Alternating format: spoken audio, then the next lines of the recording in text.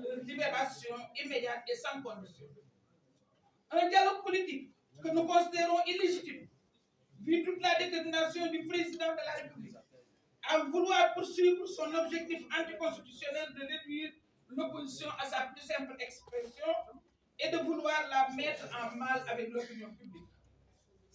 Enfin, un dialogue politique que nous considérons vide de sens au regard des précédents dialogues initiés par le président de la République qui avaient débouché sur des résultats peu appréciables. J'y reviendrai parce que vous ne pouvez pas l'oublier. Lors du dernier dialogue, un comité de pilotage installé par décret par le président de la République avait vu le jour. Et j'en étais la première vice-présidente derrière Famara Ibrahima Sagna. Donc je sais de quoi ça parle. Concernant le deuxième point, le positionnement de notre parti au sein de la coalition Yewwi Askan Wi, nous rappelons et l'affirmons ici, And Saxal Ligueye est un membre fondateur de la coalition Yewwi Askan Wi, dont nous avons toujours privilégié la cohésion, l'action dans l'unité, parfois au prix de sacrifices personnels et de concessions politiques importantes. Conformément à son engagement par rapport à l'accord cadre sur l'organisation et le fonctionnement de la coalition Yewwi Askan Wi, And Saxal Ligueye reste et demeure au sein de cette coalition, qui symbolise toujours l'espoir et l'espérance des Sénégalais d'ici et d'ailleurs. Les principes de l'accord cadre de la coalition Yewwi Askan Wi restent en vigueur et en guise de rappel. Il s'agit de n'avoir aucune accointance ni aucune compromission avec le pouvoir en place. Comme nous faisons d'assurer scrupuleusement un respect mutuel entre tous les leaders de la coalition, de soutenir sous réserve de l'élaboration d'un programme minimal commun tout candidat membre de la coalition qui se qualifierait au second tour de l'élection présidentielle de 2004 contre un candidat non membre de Yewwi Askan Wi. Et sur ce point, je récapitule. Il s'agissait pour Yewwi Askan Wi d'être ensemble, d'aller ensemble aux élections locales, ce qu'on a fait aux élections locales de janvier 2022. D'aller ensemble aux élections législatives, ce qu'on a fait aux élections législatives de 2022. Mais que chacun pourrait, s'il le désirait, se porter candidat à l'élection présidentielle.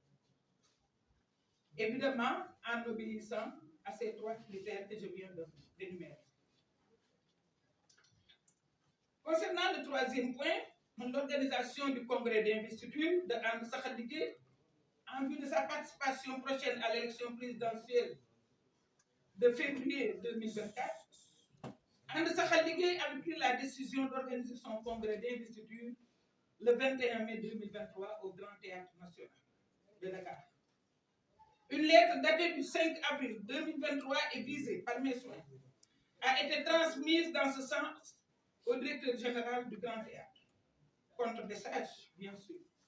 Mais jusqu'à présent, nous n'arrivons pas à finaliser ce processus avec l'administration du Grand Théâtre qui continue de nous laisser dans un flou inacceptable pour valider cette date qui pourtant était totalement libre.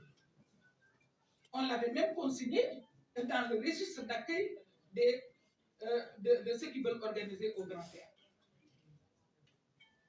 En tout état de cause, And Saxal Ligueye informe et rassure ses militants et sympathisants qu'elle tiendra prochainement son congrès d'investiture, une date, lieu et heure qui feront l'objet d'une grande décision.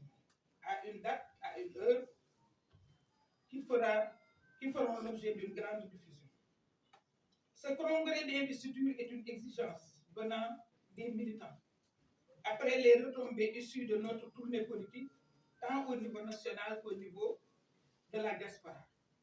C'est une exigence aussi pour tout parti, parce que n'oubliez pas, quand on avait récusé le parrainage, c'était par rapport aux candidats investis au niveau de leur parti et effectivement qui qui ont toute la légitimité de se présenter devant les Sénégalais. À ce titre, nous donnons dès à présent rendez-vous à tous les Sénégalais et Sénégalais à ce grand événement de la vie politique de notre parti. Concernant le quatrième point, l'acharnement judiciaire contre M. Ousmane Sonko, leader et président de Pastef les Patriotes. Le président Ousmane Sonko a mon soutien total, comme d'habitude, et entier, ainsi que le soutien de mon parti, And Saxal Liguèye, relativement à l'acharnement judiciaire, toute nature confondue dont il est en train de vivre.